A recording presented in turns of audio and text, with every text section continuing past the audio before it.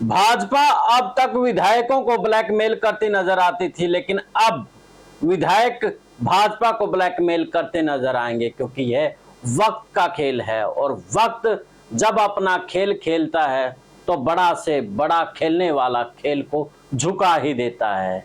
तो ये अब वक्त बदला है, तभी तो अब लोकसभा चुनाव के बाद हरियाणा सरकार को बचाने के लिए जो संभावनाएं लगाई जा रही हैं वो बड़ी खतरनाक है।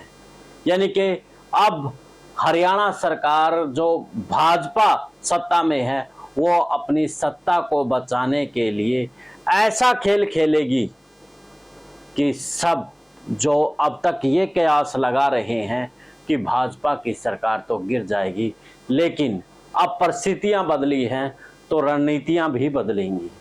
अब जो संभावनाएं आई हैं उन संभावनाओं में अब विधायक बीजेपी को ब्लैकमेल तो करेंगे, लेकिन सत्ता बनी की बनी रह सकती है।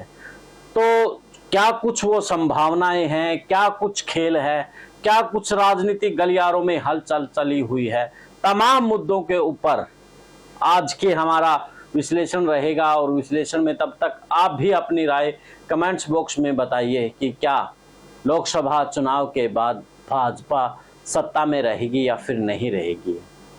चैनल को फॉलो, शेयर और सब्सक्राइब भी कर लें। सभी को नमस्कार, राम राम। मैं कुलदीप खंडेलवाल, द विश्व प्रेम न्यूज और हरियाणा न्यूज फ्लैश।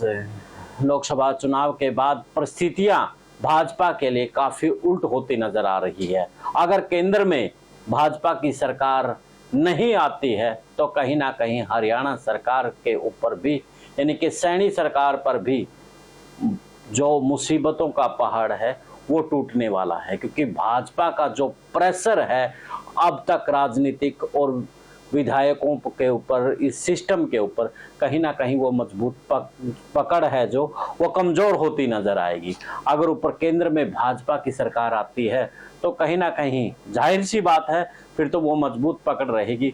और जो विधायक हाल फिलहाल हरियाणा में बगावती सुर अपनाए हुए हैं, कुछ छुप करके मिल रहे हैं तो कुछ सीधे तौर पर समर्थन दे रहे हैं, तो किसी ने समर्थन दे भी दिया है। 4 जून के बाद हरियाणा में काफ़ी चीज़ें बदलने वाली हैं। तो अगर कांग्रेस की सत्ता ऊपर आ जाती है तो परिस्थितियां कुछ होंगी, अगर भाजपा की आ जाती है तो परिस्थितियां कुछ होगी। यानी कि खेल पलटने वाला है। 4 जून के बाद 5 जून से खेल बदलना शुरू हो जाएगा। 5 जून को क्यों, 4 जून की रात से ही विधायकों का जो आपस में समूह है वो मीटिंग का दौर शुरू होगा और 5 तारीख को कुछ ना कुछ सामने जरूर आएगा।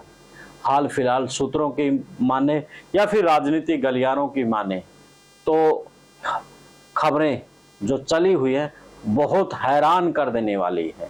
और ये खबरें ये चली हुई है कि सत्ता बचाने के लिए भाजपा 2 प्लान बनाए हुए हैं। पहला प्लान ये है कि वो जो विधायक इस वक्त बगावत किए हुए हैं, जिनके कारण से सत्ता बच सकती है, उनको उनकी बोलियां लग सकती है, ऐसी संभावनाएं जताई जा रही हैं। तो दूसरी संभावना ये जताई जा रही है कि दुष्यंत चौटाला के साथ में दोबारा से गठबंधन किया जा सकता है। तो ऐसे में लगता नहीं है कि दुष्यंत चौटाला को कोई परहेज होगा, क्योंकि पहले भी वो भाजपा को गाली दे करके वो फिर भाजपा के साथ आए थे। अब फिर ऐसा ही हो सकता है कि लोकसभा के चुनाव में गाली दी, फिर से वो सत्ता में भाजपा के साथ चला जाए, क्योंकि दोनों का साथ एक जैसा ही तो है। तो देखना अब यही रहेगा कि जो अब हाल फिलहाल जो समीकरण बदले हैं उन समीकरणों के बदलते कौन सा भाजपा का प्लान ए या फिर बी, कौन सा कामयाब होता है। हाल फिलहाल जो समीकरण बिगड़े हैं, समीकरण तो तभी बिगड़ गए थे जब 3 निर्दलीय विधायकों ने कांग्रेस को समर्थन कर दिया था, लेकिन जैसे तैसे समर्थन राकेश दौलताबाद का था, लेकिन उसकी जो गुरुग्राम के विधानसभा का विधायक था बादशाहपुर का, तो उनकी मौत के बाद, उनके निधन के बाद परिस्थितियां चेंज हो गई। यानी कि भाजपा का जो समीकरण है, संख्या बल है, वो कम हो गया है।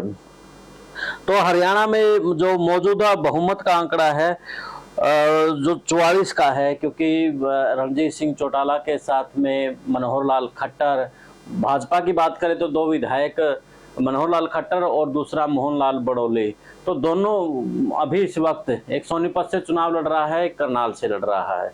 मनोहर लाल खट्टर का इस्तीफा हो चुका है, तो सत्ता के साथ में बैठे रणजीत सिंह चौटाला भी, यानी कि और एक विधायक के निधन के बाद समीकरणों में अब 44 विधायकों की जरूरत है बहुमत के अनुसार, और हाल फिलहाल भाजपा के पास 42 का आंकड़ा है। और इसके बाद बात करें जेजेपी की, तो जेजेपी के जो 10 विधायक हैं वहां भी जेजेपी का कुनबा बिखरा हुआ नजर आ रहा है, जहां पर देवेंद्र सिंह बबली ने कांग्रेस का समर्थन कर दिया है, तो दूसरी तरफ रामनिवास सुरजाखेड़ा और राम कुमार गौतम ने भाजपा के एक रामनिवास मंच पर मंच साझा किया जो सीएम की कार्यक्रम था, तो दूसरी तरफ राम कुमार गौतम ने भाजपा के लिए वोट की एक प्रकार से अपील कर दी। और ईश्वर सिंह के अलावा रामकरण काला के जो बेटे हैं उन्होंने कांग्रेस में ज्वाइनिंग कर ली थी, हाल फिलहाल वो कांग्रेस में है। इसके साथ में रामकरण काला ने बाद में ये भी कह दिया था कि मेरा नेता दुष्यंत है, मैं दुष्यंत के साथ हूँ। यानी कि सीधे तौर पर यही कहा जा सकता है कि राम कुमार गौतम और रामनिवास सुरजाखेड़ा, देवेंद्र सिंह बबली, जोगीराम सिहाग, ये 4 जो विधायक हैं वो उनसे दूर हैं।